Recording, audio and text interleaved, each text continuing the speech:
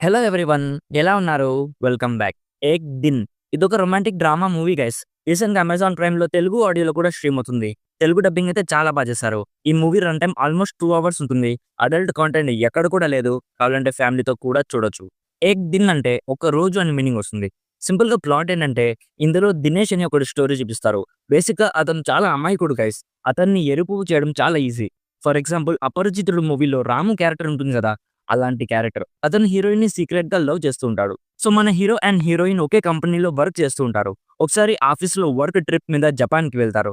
So, అక్కడ మన hero ఒక కోరిక కోరుకుంటాడు. జస్ట్ ఒక్క రోజు కోసం హీరోయిన్ అతనిదయిపోవాలని. సో, నెక్స్ట్ ఏం జరిగింది అనేది బేసిక్‌గా ఈ మూవీ ప్లాట్.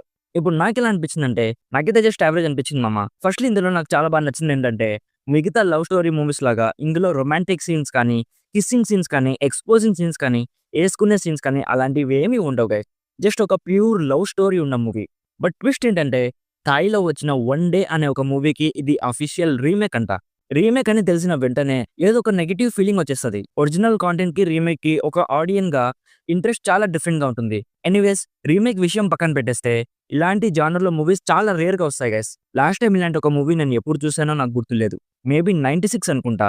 అండ్ ఇందులో హీరో క్యారెక్టర్ చాలా బావుంటుంది. లైక్ సింపుల్‌గా ప్రతి దానికి ఓవర్ థింక్ చేస్తూ పద్ధతిగా ఉండే క్యారెక్టర్ గైస్. ఆ క్యారెక్టర్‌లో జునైద్ ఖాన్ చాలా సెట్ అయ్యాడు. అమీర్ ఖాన్ కొడుకు అయినా కూడా ఇలాంటి సింపుల్ మూవీస్ తీస్తున్నాడు. స్టార్ ఇమేజ్‌ని వాడుకొని మాస్, మసాలా లాంటి మూవీస్ తీయట్లేదు.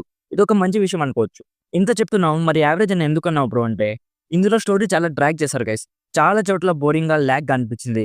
రన్ టైమ్ 2 అవర్స్ ఉన్నా కూడా ఒక్క సిట్టింగ్‌లో కంప్లీట్ చేయలేకపోయాను. మార్నింగ్ ఒక హాఫ్ మూవీ చూసాను. మళ్ళీ ఇంకో హాఫ్ ఇప్పుడు కంప్లీట్ చేశా. ఇందులో main heroine Sai Pallavi guys. తనకి మన హీరోకి మధ్య ఉన్న కెమిస్ట్రీ అస్సలు సెట్ కాలే. నాకైతే వాళ్ళ పేరు చాలా ఆడ్‌గా అనిపించింది. సాయి పల్లవి ఇందులో చాలా క్యూట్‌గా ఉంటుంది.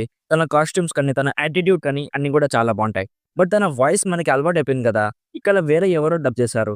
సో, అక్కడే నాకు సగం ఇంట్రెస్ట్ మొత్తం దొబ్బింది. ఆ డబ్బింగ్ ఆమెకి అస్సలు సెట్ కాలే గైస్. ఇంకా ఈ మూవీ గురించి పెద్దగా మాట్లాడుకోవడానికి ఏమీ లేదు. ఇఫ్ మీకు simple, breezy love story movies చూడాలనిపిస్తే ఒకసారి ట్రై చేయొచ్చు. నా సైడ్ నుంచి recommended 50% as a decent movie. So, ఇది guys 'Ek Din' movie review. Already ఈ మూవీ మీరు చూసుంటే మీకెలా అనిపించిందో కామెంట్స్‌లో మాతో షేర్ చేసుకోండి. వీడియో నచ్చితే లైక్ చేయండి. మరిన్ని రివ్యూస్ అండ్ రికమెండేషన్స్ కోసం మన ఛానెల్‌ని ఇప్పుడే సబ్స్క్రైబ్ చేసుకోండి. Thank you so much for watching. Meet you in my next video. By bye guys.